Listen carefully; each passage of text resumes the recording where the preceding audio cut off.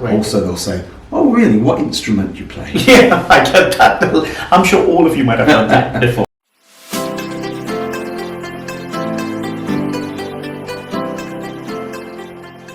Hello everyone, welcome to another interview. We are in the Magic Circle with a very unusual location. Thanks to Marcus, he's the one who recommended we could film here. And also thanks to Matt for filming this. Cool. So let's start off with this interview. Marcus is someone I really respect in the magic world because he's so different. And I do follow him on Instagram, and I think I follow, he's got different characters. So we're going to come back to that subject a little later. First, let's find out about how Marcus got into magic. So how did you get into magic? When I was a kid, I had a book called Be a Magician. It was in the WizKid books range from the local library. I kept borrowing it so much that I ended up just not taking it back one time. It was by a magician called Ali Bongo. Okay. And it was a very fantastic book. You can still get it on eBay. And for a book from the 1970s, to have pictures of children doing magic in it of all races and genders was actually pretty unusual. Magic was very much a boys' game back then. Okay. So this really opened my eyes to the possibilities for how magicians could look, and that there was more to it than just, bow ties and dinner jackets as a way a magician could behave. Yeah. And then, have you been doing magic all your life, or did you take a break and do something else in between? Yeah, I took a brief break until I was 42. Oh, wow. And then picked it back up again, primarily as a way to combat mental health problems and depression. Okay. I found that I was very much taking my work home with me, and my work environment was a toxic one. Okay. Which meant that I spent a lot of my time stressing about the next day at work, what's going to be happening, thoughts going round and round in circles in my head. I couldn't get out of those spirals. And I went back to magic almost completely randomly. A friend of mine was having a daughter's birthday party and said to me, "I expect you know some magic tricks. Could you perform at my daughter's birthday?" Right. And I didn't know any magic tricks, but I said yes. Okay. So I went into Davenport's, Okay. I bought 2 packets of cards, one red, one blue, and a book called The Royal Road to Card Magic. Excellent choice. And through that, I started thinking about the plots in magic, the sleights, thinking about the patter, and using that as a way to stop myself thinking the destructive thoughts I was having. Now I had a background already through my voluntary work in public speaking. Okay. So I was very much approaching it from somebody, I think, a different angle to most people who grow up continuously being interested in magic, which is that as kids we're very interested in the technical side. There's a secret. I can learn a secret. I'll know a secret my friends don't know. That's really seductive when you're young. But the problem is that doesn't necessarily translate into good performance. Because you're then obsessed with what's the new secret, what's the next secret, I must have another secret. Everyone else in magic is doing this trick, therefore what value does the secret have to me? Whereas my background was in standing up in front of groups of people and talking sometimes for an hour and a half with no magic and sometimes just a flip chart. Wow. So I came to this going, okay, I already know how to move in front of an audience, how to talk, how to pause. And what I can bring that with the magic is to say, okay, well, how am I going to use this to tell stories? How am I going to use this with the issues I'm interested in? How am I going to use this to communicate? That's wonderful. That is seriously wonderful. I have to come and see your shows now. Yes, you do. And you do have, you have performed at D20 Cafe, which is Paul Regan's show. We spoke about that in a couple of videos earlier. If you missed that, you can watch that later. But you also have a show, and you perform at Pride every year, don't you? I've performed at London LGBT Pride for the previous 3 years. Oh, okay. It's a fantastic show to be involved with because they block off the Shaftesbury Avenue end of Dean Street and erect a giant stage across that, which is big enough for bands. And between the end of Dean Street and Compton Street is entirely blocked off, so it's just pedestrians. Later in the day, it's several thousand people. Oh my goodness. But I'm on the early shift, so I Okay. probably only had about 300 or 400 people. That's still a lot of people. It But then, is. are they very drunk in that audience? Or Not that time of the day, Okay. no. I mean, the routines I do for LGBT prides are fairly bawdy routines. Okay. They are the sort of things that I've made into my show for the Camden Fringe, Mhm. which are focusing around issues of sexuality. It's not about sex, there's no sex magic in it, but it's talking about the issues. It's talking about coming out, it's talking about stereotypes, labeling, talking about attraction, Yeah. the difference between being gay or straight or bisexual. Mhm. So it's very much things that the audience recognises as being conversations they've had, and then they get a joke, they hear a joke they know they can then use later when someone says something to them, Yeah.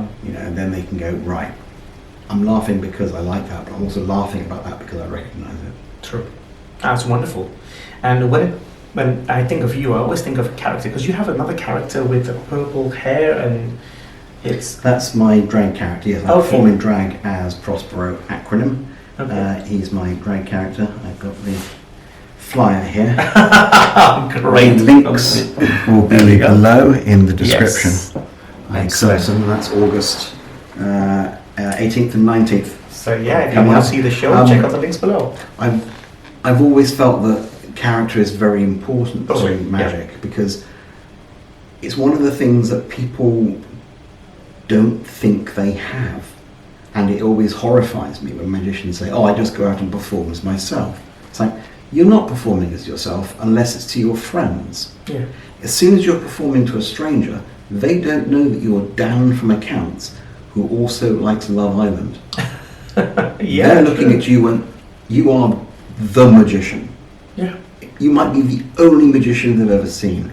So nothing about your day life is of any relevance at all. You are the magician, and they assume you are a character. Mm-hmm. Yeah. There's a long-running discussion that always goes on Magic Facebook groups about when somebody finds out you're a magician at a party, and what do you say to them when they ask you to show them a trick?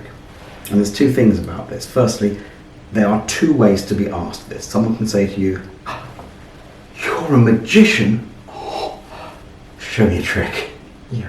Or they can say, "You are a magician? Huh. Show me a trick." Right. And the way they're asking is important because either they are really excited about magic and they want nothing more than to show you how they are excited they are by having a chance to applaud you and thank you and share their love of the magic that they've just seen in front of them, or they cannot believe you are a magician.